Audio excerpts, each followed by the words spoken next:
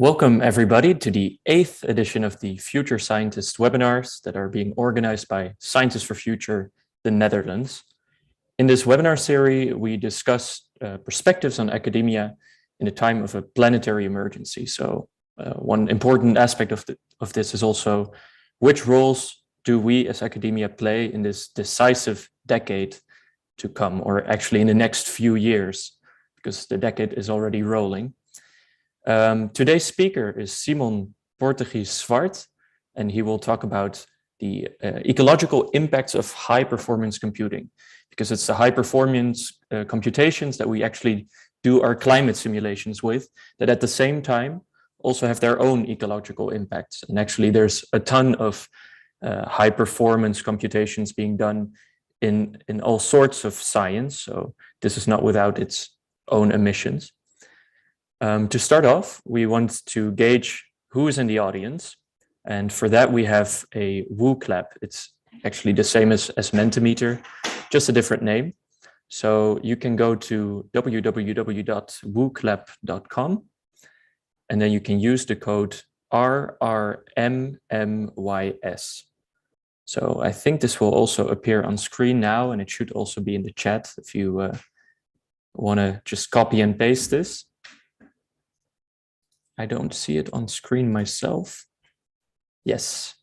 Okay, so you can go to wooclap.com and use the code RRMMYS. And I will also do the same because I will also be participating in this little icebreaker. And okay, the first one that we already see is climate. So we have some climate scientists on board, I guess.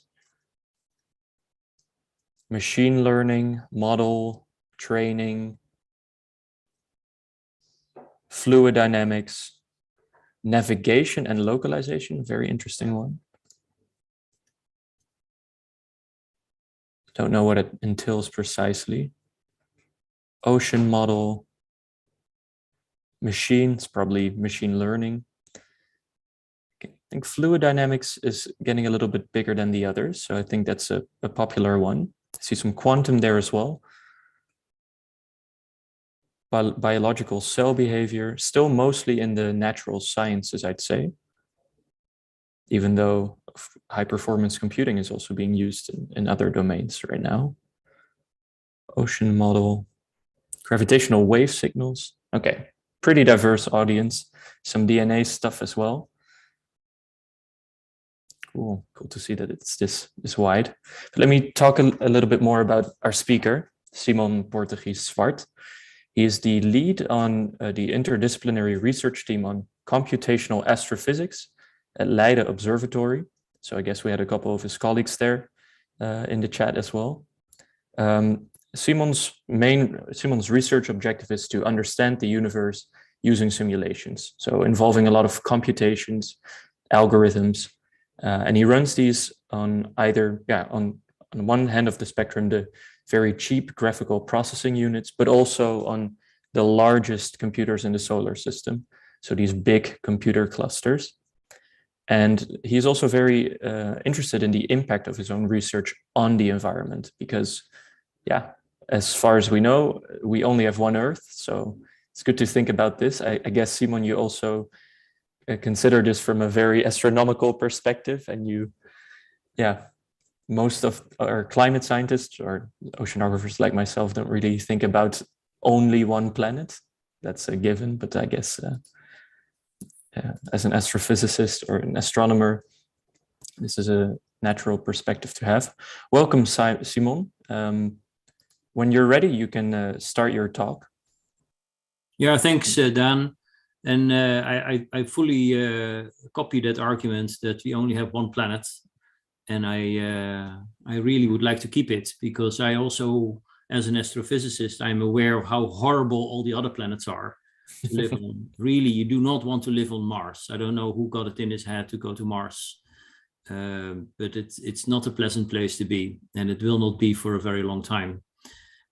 So definitely the climate is and the environment is one of the things that concern me, and certainly realizing how heavy a footprint I have on that particular issue. Even though I try to be very green at home, I'm afraid that my scientific endeavor is not so very environmentally friendly as it should be. And thanks again for the invitation to talk about this sort of new direction of science, where scientists try to not only study the climate, but also try to see how they can save the climate without the biggest impact on their the way they tend to work. And the picture you see here is Jeroen Beedorf and me building our second green supercomputer. Actually, it was the fourth in a big row. But this was really called the little green machine. It is little because it's small but strong in the force, so to say. And it's all completely based on GPUs. And Jeroen, who's now a CEO in an artificial intelligence company, was also, when he was a master student a long time ago, with me, we were the first astrophysicists running programming GPUs the moment they became available. And that started when FPGAs also were very popular and GPUs became programmable. And we asked a few friends, like, should we go into GPUs or should we go into FPGAs? And then some of my friends said, well, FPGAs have been very promising for a very long time. And then I thought maybe the GPU is the better choice. And that turned out to be a golden hit, actually. GPUs are environmentally relatively friendly and give a very big bang for the buck, so to say. Now here we are building LGM2, the little green machine. And the first thing you can wonder is, why do we do high performance computing in astrophysics or in physics in general? And I think most people will realize that it's crucial to do computational simulations, to do computing. I mean, no observable telescope will work without computers anymore. And if you go to the observatory in Leiden, you see a very nice maquette of the James Webb Space Telescope, the telescope that has been launched a few months ago and at the moment works perfectly. But there is no picture of the computer. And without a computer, the machine would not have been built and it would not work. And actually, none of the data could have been analyzed without a computer. So the impact of computer in science or computing in science is unthinkable important. And I will try to say a few things about how I treat this and what I think about it, and maybe how concerned we should be about these things. So let me start with the advantage of using computers, of using fast computers or big computers. In my perspective, they allow me to do bigger simulations than the competition or than anybody else, at a higher resolution, at finer grids, in more detail. And they enable studying physics, which is unreachable if you have smaller machines, like multi-scale type of simulations, where you have very small things that affect very big things, and you have to resolve a large number of very small things in order to understand what is happening to the bigger environment. And the other aspect is multi-physics. So if you just study one type of physics, you can write your code in such a way that it optimizes for that particular type of physics. But to optimize things for multiple physics and to couple multiple physics also comes into multiple scales. Things get very hairy. It gets complicated. We start not understanding how nature is doing things. And the bigger computers help us in order to be a little bit more sloppy in the coding, and therefore be sort of excused for not being as optimum as we sometimes like to be. So bigger computers allow us a lot of things to do, but it also allows us to be a bit more sloppy in the way we treat the computer itself. And this is a bit of a danger in, of course, not only performance, but also in the environmental impact of computers. Now, the advantage of a big machine as an astronomer is rather obvious. I can fit the entire universe in my computer. And the interesting thing, of course, is that the same computer is in that same universe. So at some point, it stops being able to calculate each other. But I can study black holes. I can study high temperatures. I can study vacuum. Anything will be describable in mathematics and physics. I can put in a computer using the proper software. But there is a payoff, and that is big machines require a tremendous amount of energy. and it takes effort to program these multi-scale, multi-physics environments. And of course, using bigger machines also costs you in terms of writing proposals, and it requires more extensive planning. So in my perspective, using a big machine, you want to do only, and really only if you really have a job that is sufficiently big that gives you a big push into a certain scientific direction. And otherwise, maybe we should be more modest and using smaller machines, which are cheaper in terms of environmental impact, but also easier to handle in many respects. So just for a comparison, just for showing giving you sort of gut feeling, if you add up the computational power of the 20 most powerful computers on the planet, that adds up to about 1.7 exaflop in computer power, and they take on total of about 300 gigawatts of energy sustained. That is comparable to the entire energy consumption of the Dutch community. And these machines are only used by something like 10,000 scientists or so worldwide. My smartphone has a 2800 milliampere hour battery. It would be I can power 14 billion smartphones with the power of these supercomputers. And you can wonder what you can do with 14 billion smartphones. I have no application for it, but definitely all the smartphones on the world use as much energy as all the supercomputers on the world.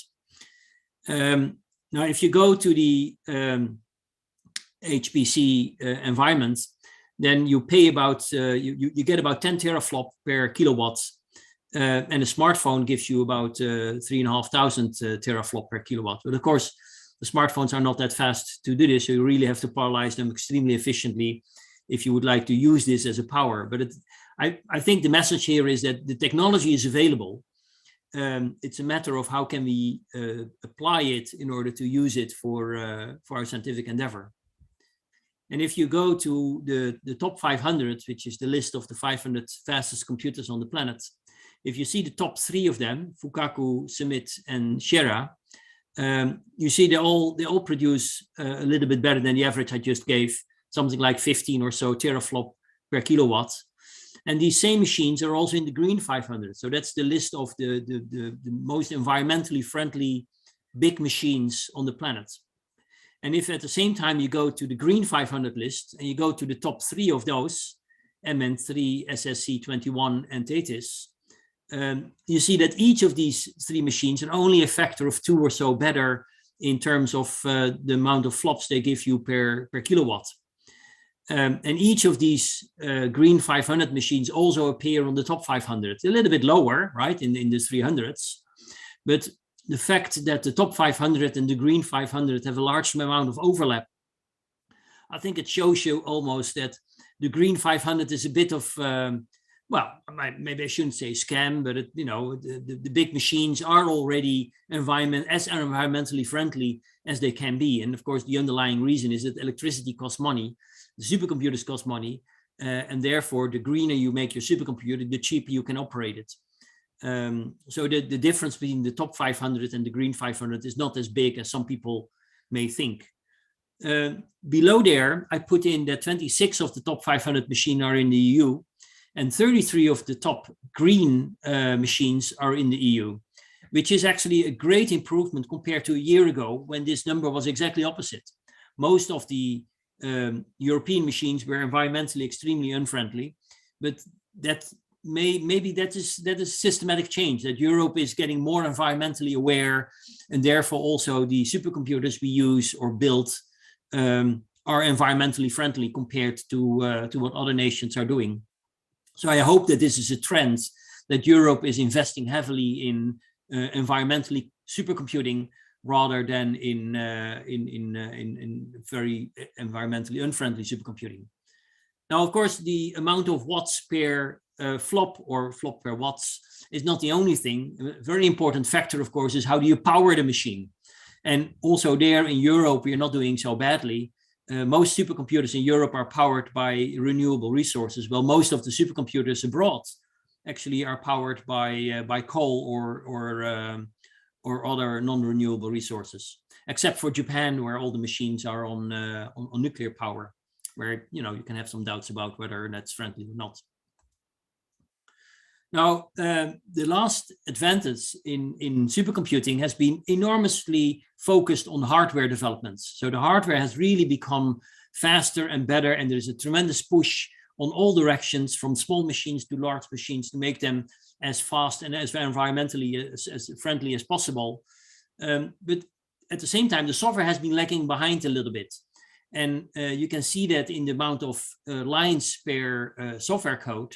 The number of lines per code has been increasing exponentially in the same way as the computer speed has been increasing over the last decades. But also the complexity of the software. If you have more lines of code, it's very likely that your software also gets more complex. And if you have more complex software, you can wonder if ecological software, in terms of not necessarily the performance as well as the stability and the reliability of getting an answer, or the maintainability of software, of how many human resources do you need in order to maintain it, is also an issue. And it also has an impact on the climate, which is often not taken as directly into account in calculating the efficiency of software. This last part is very hard to measure, and I'm not really sure what is the best way to measure sort of like software entropy or software complexity in that sense. And I hope that there are more computer scientists maybe in the audience who are more aware of this definitely than I am, and how to measure these things. But still, I think for me, the big issue is we still don't know how to really perform a multi-scale, multi-physics simulation, because first of all, the software is sort of lagging behind a little bit, but also how to port your complex problem, multi-scale, multi-physics problem, onto the computer hardware, and how to get a sensible result. How is nature really solving these multi-scale problems? And I think, considering that the audience contains a large number of hydrodynamical oriented people, or maybe climate oriented people, I think that's an issue that maybe in climate science is even more stringent than it is in astrophysics. Astrophysics always claims to be the largest scale change from the smallest scales to the largest scales, but of course the turbulence you have in atmospheres is also very multi-scale type of problem. So in my perspective, the development of software, at least in science, has been lagging behind compared to the hardware. And I think that an important reason for that is the way our funding is organized. Getting funding for building a piece of hardware is much easier than getting funding for building a piece of software. And once the software is written, applying for money for an update is basically a no-go. You don't get, it's very difficult to get money for updating your software, where it's relatively easier to get money for building a new computer and building new hardware. So I think that more effort may be directed into software development, improving the software and making it more optimized. Now, you all know Moore's law, of course, and this is sort of a 122-year evolution of Moore's law. And you see that it has been almost a straight line, maybe a slight increase over the last decade or decades. But these increase is mainly, as you see, due to the development of the GPUs on the top right corner here, which is not really fair in terms of performance, depending on how you interpret Moore's law literally.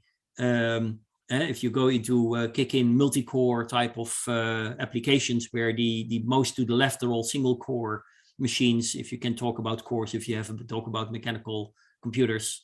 But in the multi-core environment, of course, you can keep on Moore's law for at least for the hardware. Now, the software, as you know, is doing something similar. As you see here, this is the evolution of the amount of lines in an operating system that some of you may be using. It's the red line, and which is depicted, the exponential growth here is depicted with what we call Bill Gates' law, indicating that every doubling of the hardware speed, the amount of software lines should also double. In that case, you always keep sort of a constant number of software lines per logical element on your CPU. And the Linux kernel made a big jump from 2.6 to 3.0, as we all know and hate, but we have to live with the Linux kernel as it is. That also is an exponential growth after the 3.0 point mark, but it is a much shallower curve than in the commercial operating system endeavor. And the evolution you see here in software lines is sort of typical for most packages you probably will be using in your research, except scientists who build a software package one go and then keep using it for the next decade or so. Those type of software don't increase that much in lines, but maybe more in complexity, as I said before, which is hard to measure. But talking about Linux, it started with 10,000 lines of code in 1991, and it's now more than 27 million. It shows you the complexity of how software has been growing, at least from that perspective.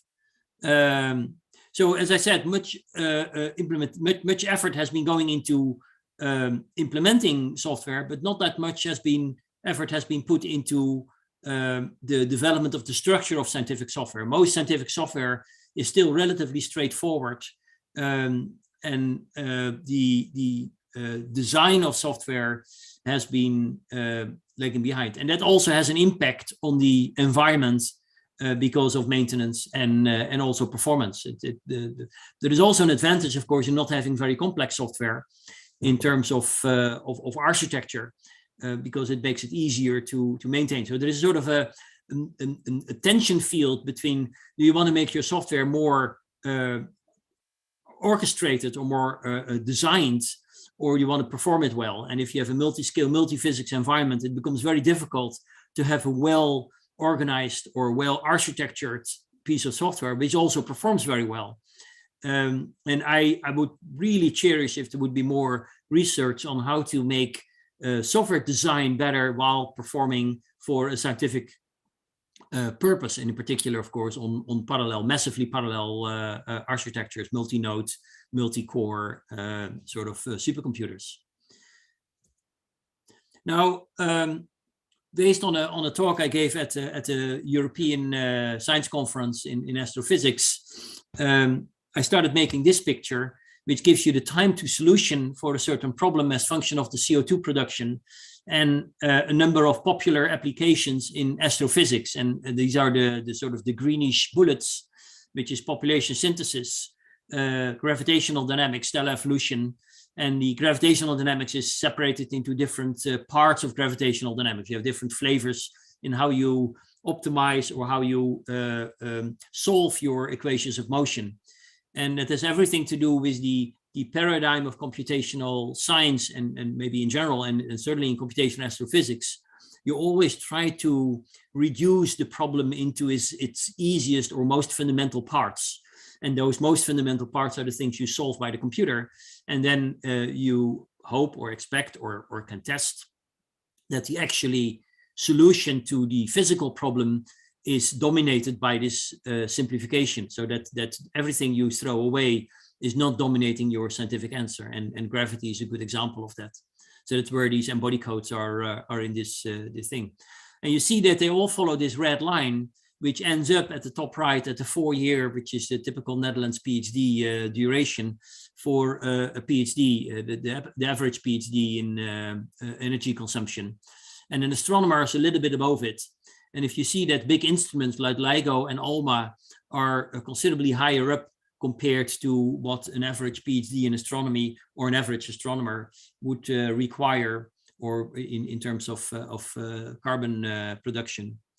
And in the same picture, I like to put in this 8-hour time travel, air travel picture, which is the typical flight from, let's say, Amsterdam to New York, which is rather common among scientists. And compared to that, a supercomputer, using it for one core, assuming that you share it with everybody, in which case it's extremely efficient. Or if you use it for a very short while, but then all the cores, let's say 1 million cores at one moment. So you, in a very short time, you produce as much energy almost as launching a space rocket. Now, if you consider that all the supercomputers used in the world are probably used by something like 10,000 people, producing as much energy as the entire Dutch community, we are not that environmentally friendly per se. On the other side, if we save the climate by being environmentally unfriendly in our supercomputer usage, it's well spent money, right? Another thing that I found very interesting to discuss is what we call the Zplot, which is the performance of your calculation versus the total energy to solution. And it's a bit, so I used a single workstation for this with 192 cores, as you see on the top right, or the middle right. And if you use that machine for one core, it's relatively energy inefficient. Most of the cores will be switched off if you do it, but you still have all kinds of periphery which is working.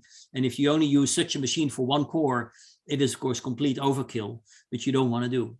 Now, if you overclock that machine from 2.2 gigahertz on which it is tuned to 3 or even to 4 gigahertz, you will see that you will start producing more flops, obviously, because you beef up the processor, but also the time to solution will, of course, become a bit shorter, but the total CO2 production actually will increase. So overclocking your CPU is probably not such a good idea. Even though you get your answer quicker, you have to pay for it by spending more CO2. Now, if you go from 1 core to 2 cores, 4 cores, up to about 192 cores, so 196 cores, half of the total number, which is the actual number of cores in the machine without using virtual cores, you have the most optimum point where basically the machine is designed for. So this is not a complete surprise. The machine is designed for using the physical cores at the tuned frequency, but that's also the moment, the way you should use the machine probably, rather than using all the virtual cores at the same time, in which case you get more flops, but you also produce more CO2 per flop you are using. So there is the problem I think here is that this information, to make the Zplot, at the moment I had to really measure the computer performance and the CO2 production of the computer at the electricity outlets. But you really would like to do that in the machine itself. But there are not that many setups, experimental setups, where you can really do this. And this information is not always provided by the computer suppliers. So you have to measure it as a scientist to see how can I, as optimum as possible, run my computer and run my code. Another thing, of course, in optimization is the computer language you use. And if you have here the normalized to time to solution at 1 day, which is C++ here, and the amount of CO2 you produce for such a calculation, you can do the same calculation in sort of the same implementation I would normally do when I write a code. These are codes written in maybe a day or so. So these are gravitational solvers, rather 101 astrophysics for how to do Newton on a computer. So they're quickly written, as scientists often do, without too much optimization.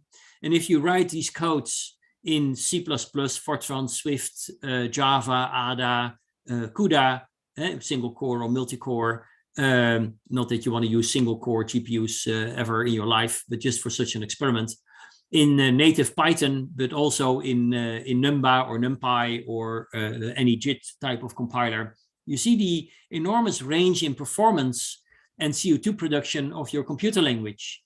And in part, that may be reflecting maybe my inability to program something in Ada or Java as optimist as I can program something in C++ in about a few hours.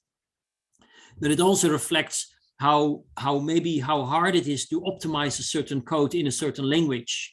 The experience, for example, with Python is that you get something to run very quickly, and then you're done and you just run it. And if it's slow, you tend to go to a bigger machine rather than look at your code again and optimize it.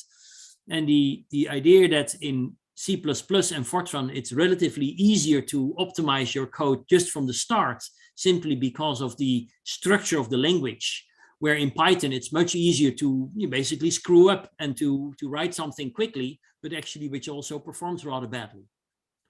Now, the deviation from the diagonal line I found very interesting, means that some operations, for example, in Python, but also in CUDA and Java, are relatively inefficient per operation.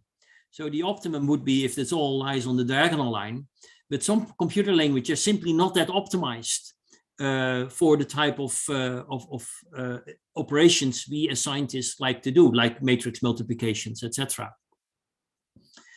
Now, I have to admit that certainly for Python, a lot of people were a bit unhappy by this result, giving Python 100 times lower performance than C++ in this implementation.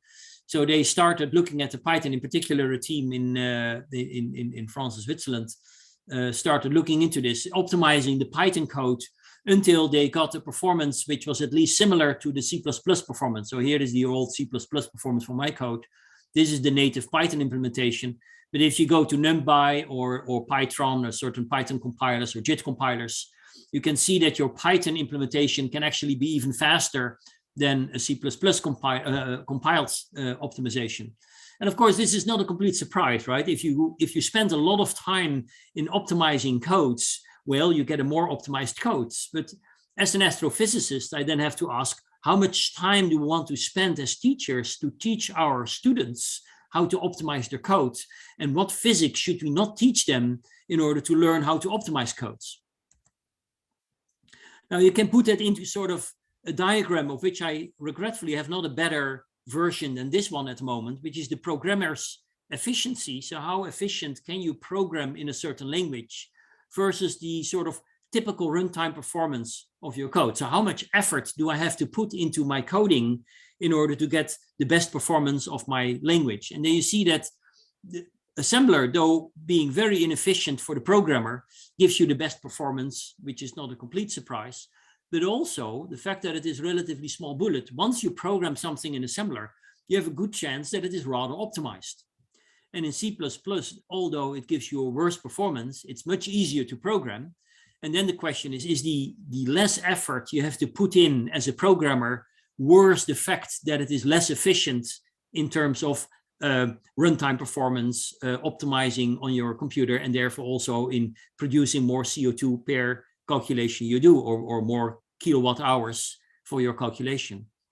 And you see, for example, for Python, the programmer's efficiency is rather high, but the range over which you performance is actually running is rather large. And Haskell, which is an interesting counterexample, is relatively hard to program, but it always gives you sort of a fine performance.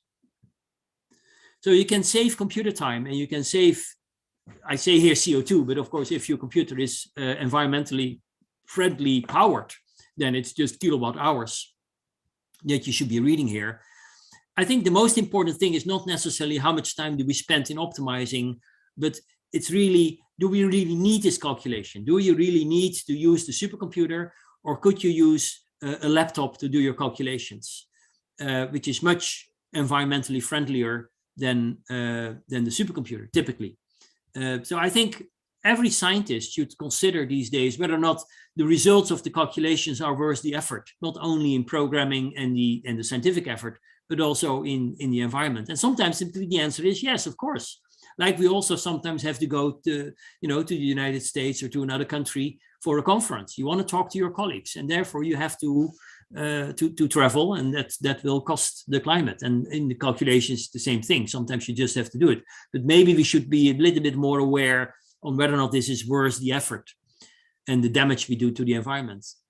Do you always need the highest resolution? If you submit a paper, at least in my field, and I don't use the highest resolution I can do on my supercomputer, I may get a response of a referee saying, well, you only use an SPH calculation with 20,000 particles. Yes, sure. I can do 200,000 or 20 million particles in my SPH calculation.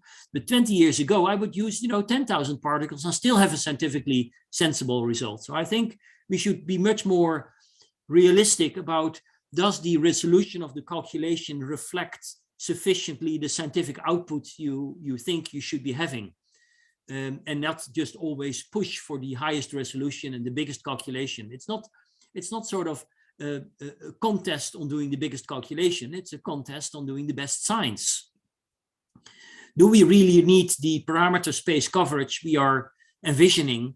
And can we run on a GPU or on a laptop instead of on an expensive workstation or inefficient workstation or on a supercomputer?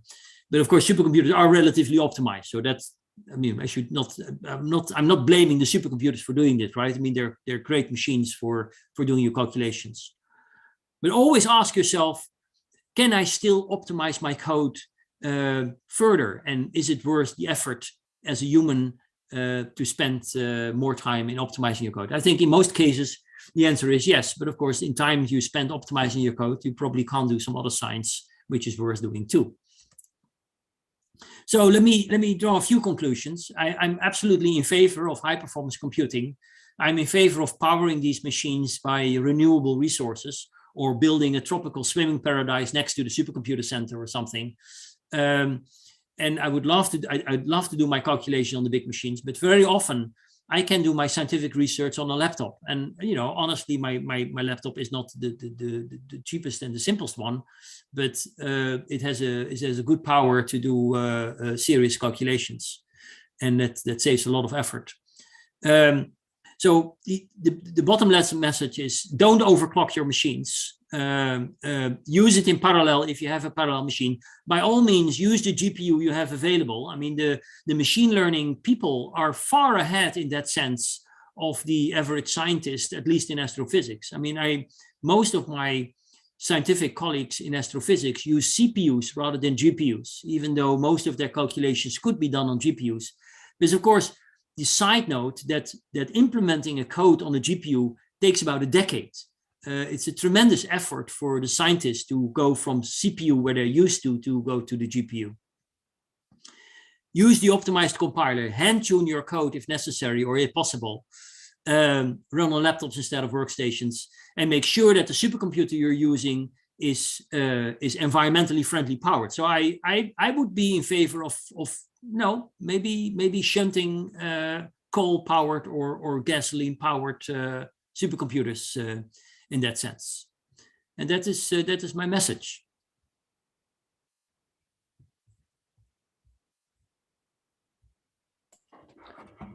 Thank you, Simon.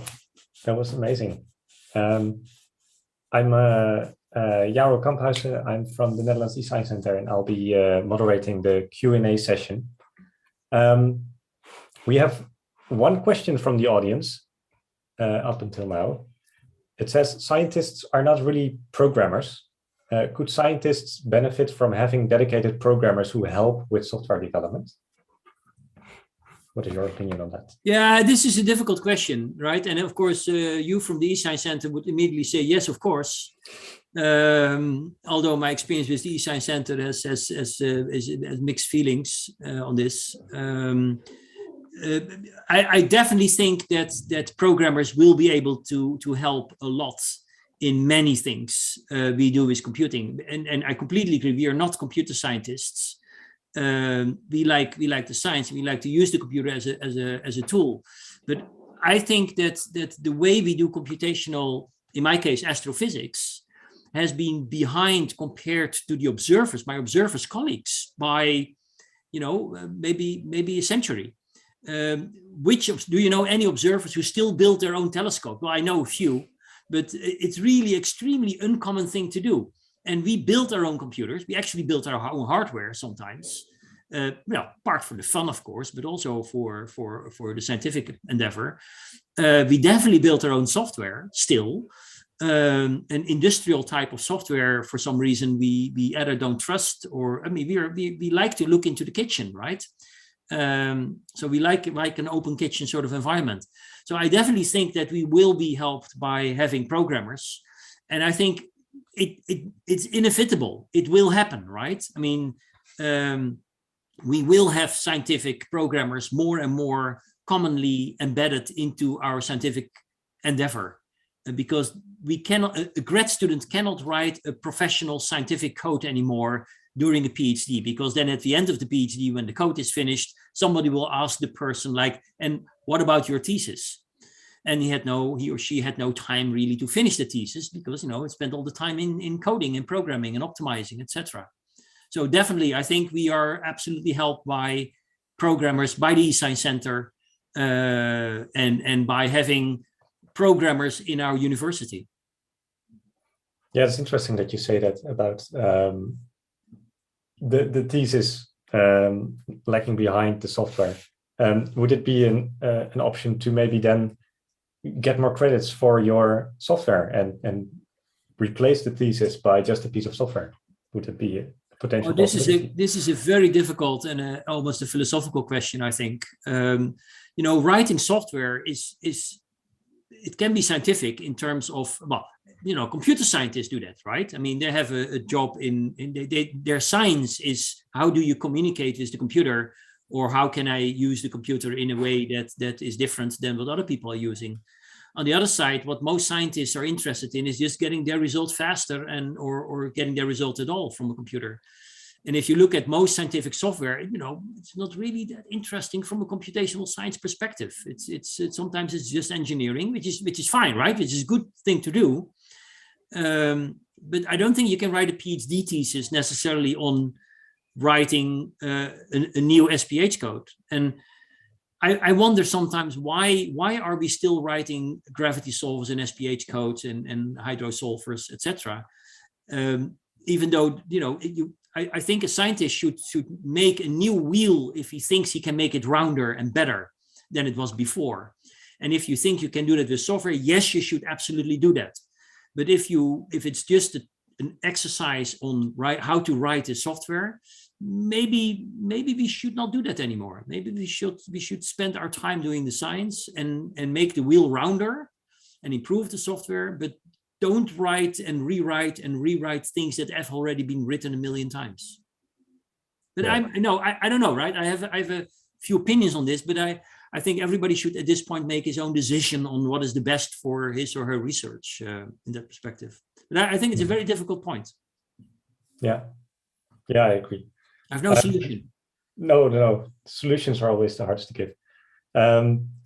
A second question, what do you think about the practical reasons of using a large machine, e.g. submitting a run to the cluster before the weekend to be able to turn off your laptop?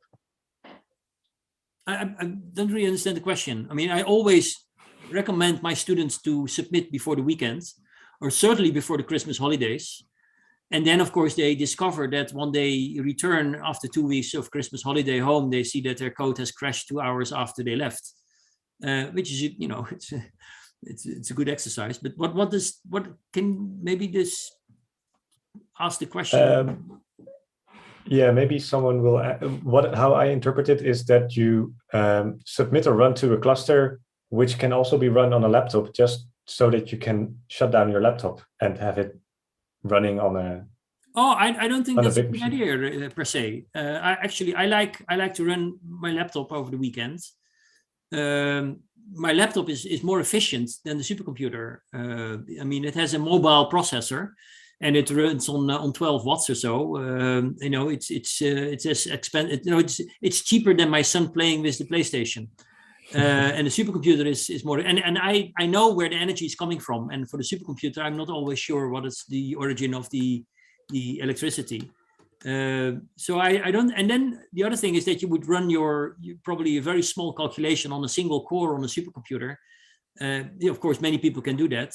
So you can use the computer with many people. But I think if it's a laptop type of job, you should do it on a laptop. If it's a supercomputer type of job, you should do it on a supercomputer. Right. Yeah. I was triggered by your comment about your son and your PlayStation.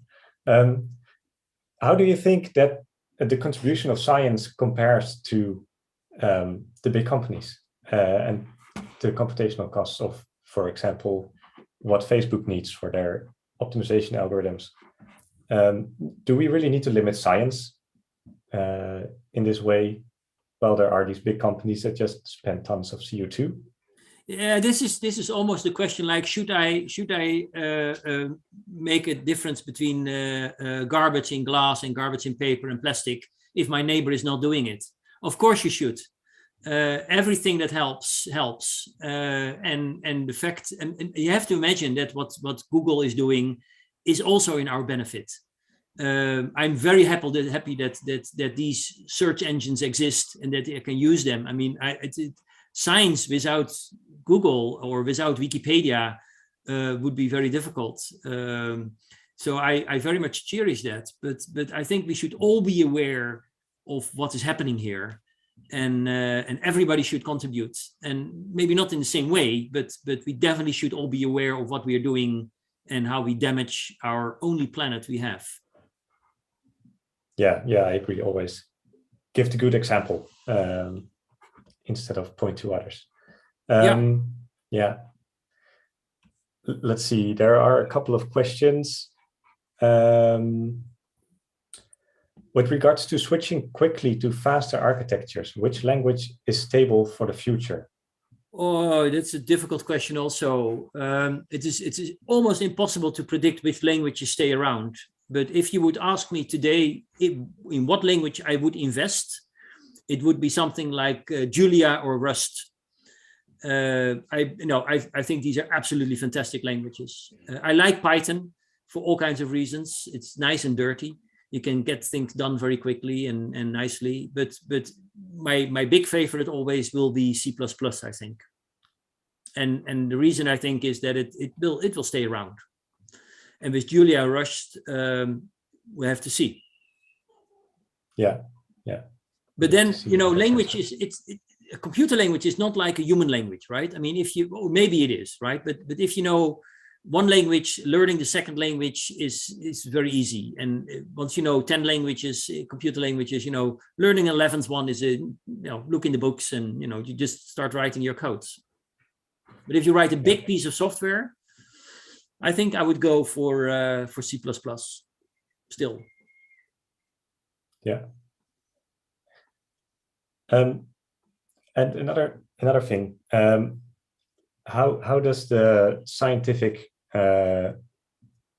CO2 usage that is used for computing compare to what is used for data storage? I mean, especially in climate science, there's so much data stored at the moment, which also costs energy and CO2. Yeah, I don't know the numbers. I think it's pretty bad. If you look at these the hype about data storage facilities as they're being built in the Netherlands or not being built in the Netherlands, I think they're very energy hungry. But we need our data, right? It would be nice if there was an environmentally friendly solution to a spinning hard drive, which there are several solutions to this, like tape or SSDs.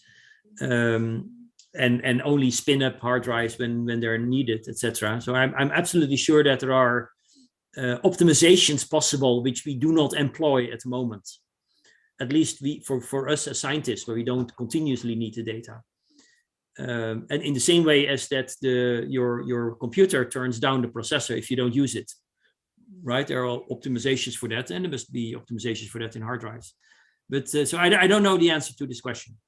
No, I think it's interesting because at the eScience Center we also advocate fair data, which means that several instances of data are also stored, and this can pile up pretty quickly, right? If you run a climate model several times and you need to store every single instance of your model run instead of only the last one. Yeah. I mean that piles up pretty quickly.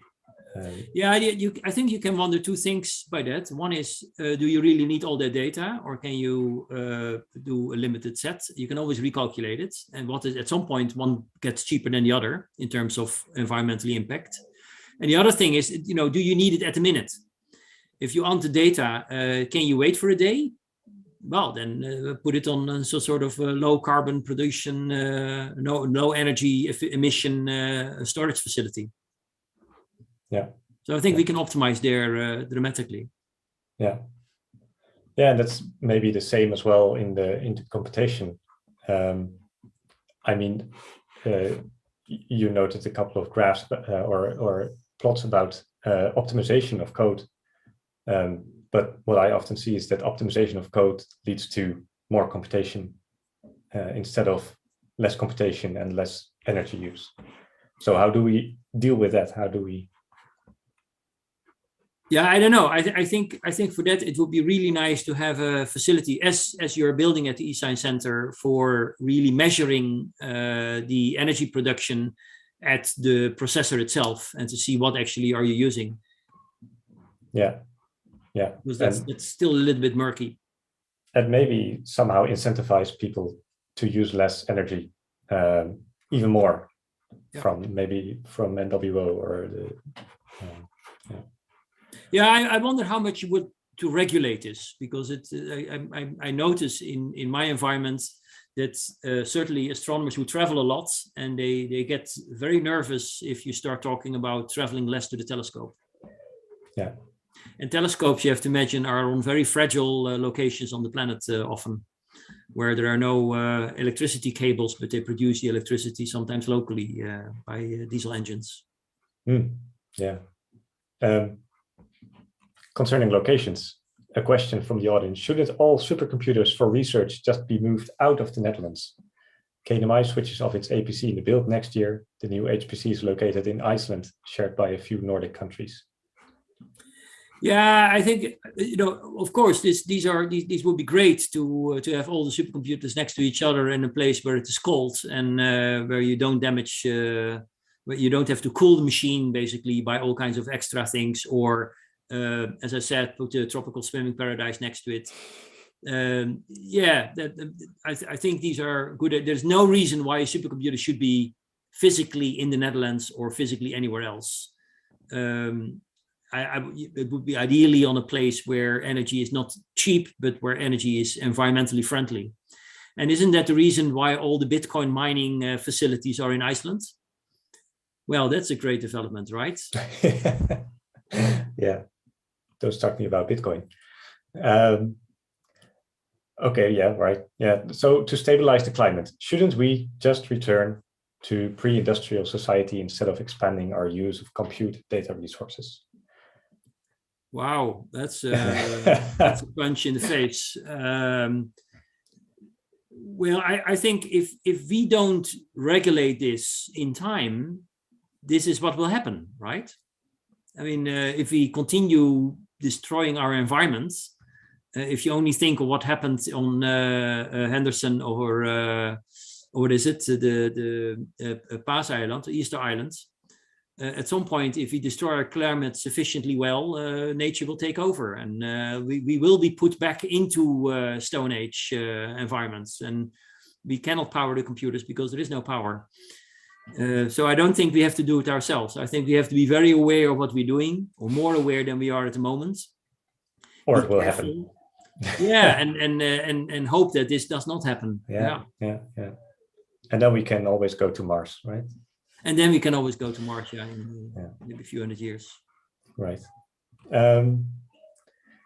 What are the next steps for getting vendors and hardware manufacturers to include real-time power measurements accessible from the OS? Oh, that would be fantastic if you had that. I like that. I like that question. It would be really nice if you can measure the power yourself as a programmer or as a scientist while doing your coding, and then say, hey, maybe I shouldn't use the square root here, but somewhere else.